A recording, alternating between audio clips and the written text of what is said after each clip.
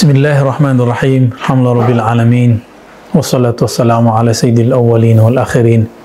Sayyidina Muhammad wa ala alihi wa ashabihi wal mahdi ajma'in. Sahabat-sahabat yang dimuliakan Allah, banyak pemikiran pada zaman hari ini mengenai kajian akhir zaman. Bahkan banyak yang sudah tidak sabar, bahkan bersiap-siap. Ada yang bersiap dengan persiapan fisik, berkuda, memanah. Ada yang bersiap dengan keilmuan, kajian. Ada yang bersiap dengan tarekat-tarekat. Ada yang bersiap dengan siasat-siasat. Semuanya sedang rindu menunggui Al-Mahdi. Karena ditunggu-tunggu, maka muncullah istilah. Yang istilah ini dipakai oleh ulama Ahlussunnah dan Syiah, yaitu Al-Muntazar, Al-Mahdi yang ditunggu-tunggu. Maka istilah ini bukanlah istilah satu kelompok, tapi dipakai oleh semua kelompok. Dalam ajaran lain, ajaran selain agama Islam yang dibawa Nabi Muhammad, ajaran yang dibawa Nabi Musa, yang bagi kita juga disebut Islam, tapi syariat Nabi Musa, Nabi Isa, juga sama, mengajarkan tentang adanya Mesias, juru selamat. Di Jawa ada keyakinan Ratu Adil, Satria Piningit, dan selain sebagainya. Semuanya melulukan juru selamat. Dalam agama apa saja yang memang dulu mungkin bersumber dari Allah, pasti mengajarkan hal yang sama. Lalu di manakah Al-Mahdi? Dari manakah dia berasal? Bangsa apakah dia? Suku apakah ia? Untuk mengetahui masalah ini, tidak ada jalannya kecuali mengikuti Al-Quran dan Sunnah. Di dalam Al-Quran tidak disebutkan secara eksplisit, tetapi kita beruntung umat Islam mempunyai satu keilmuan, sumber keilmuan kedua, yaitu As-Sunnah. Yang paling apik membahas ini adalah dua imam, Imam Abu Daud dan Imam Al-Hakim. Imam Abu Daud menyebutkan sekitar 8 atau 9 hadis yang berkaitan dengan Imam Mahdi. Salah satunya menyebutkan suku asal-usulnya Al-Mahdi. Apa kata beliau dalam hadis Abu Daud yang kualitasnya hasan? Al-Mahdi min itrati, min waladi Fatimah. Al-Mahdi, imam yang di-guidance Allah itu, dia dari terahku. Itrati bahasa Arab menjadi bahasa kita itu terah. Terah artinya darah dagingku. Min waladi Fatimah, dari keturunan Fatimah. Itu sebabnya teman-teman, siapapun hari ini yang menjadi antek Dajjal, dia pasti akan membenci para habaib. Dia akan membenci para sayyid, para syarifah, orang-orang yang merupakan pemilik terah-terah kenabian. Kenapa kita iri? Itu kan nikmat Allah kepada mereka.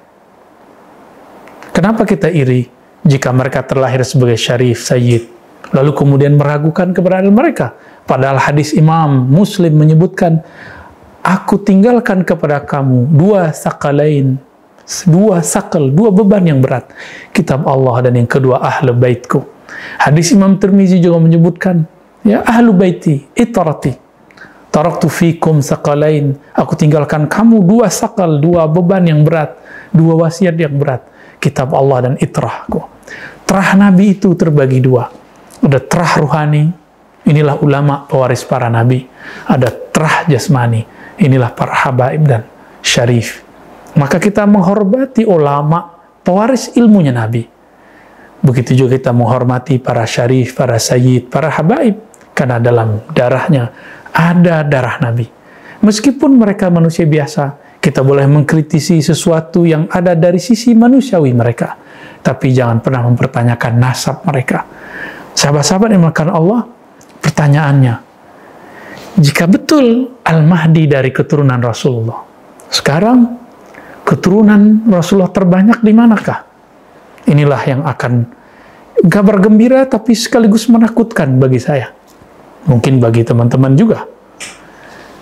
Jika kita lihat hari ini dan tanya kepada para ahli nasab, tentunya nasab keturunan Rasulullah, karena ilmu ini fan khusus, ilmu ini berjilid-jilid kitabnya.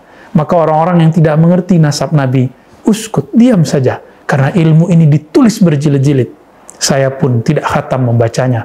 Karena banyak sekali nama dan fam-fam yang sulit kita hafalkan. Kalau tidak mengerti, jangan berkalam. Imam Ghazali mengatakan, "Idza sakatal jahil, intahal khilaf." Jika orang jahil diam, tentu selesailah semua perbedaan.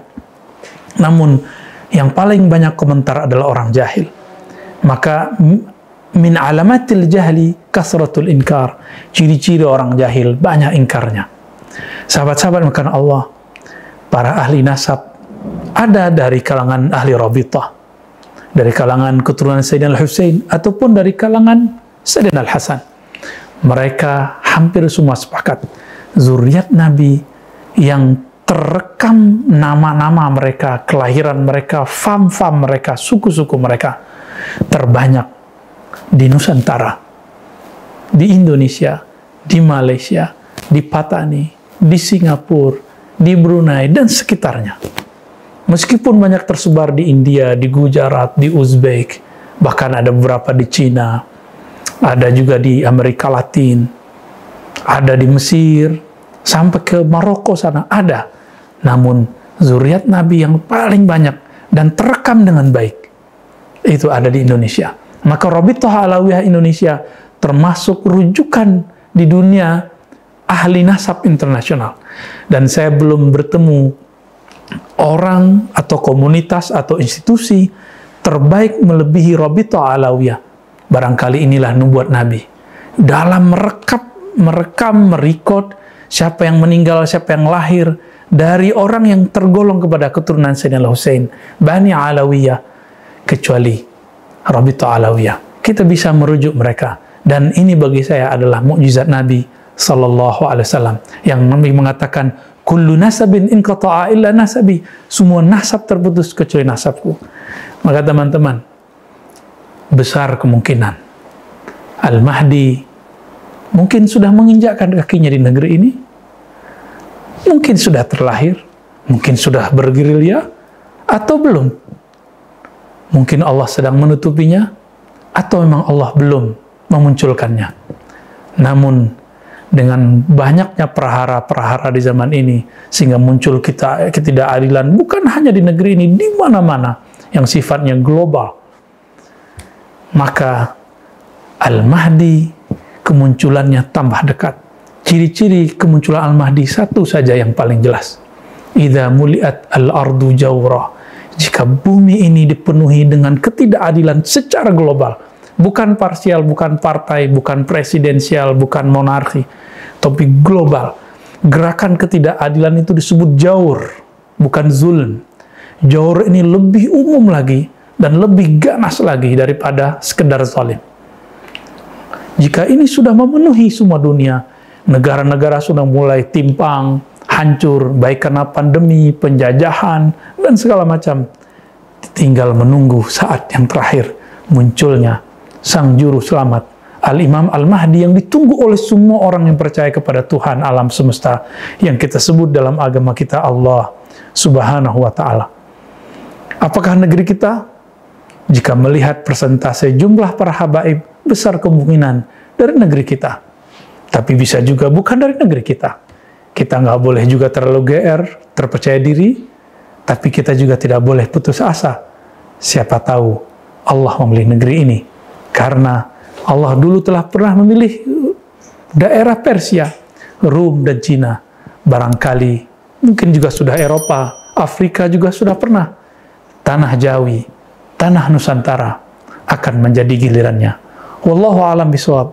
Mari bersiap, pantaskan diri menjadi pengikutnya. Wassalamualaikum warahmatullahi wabarakatuh.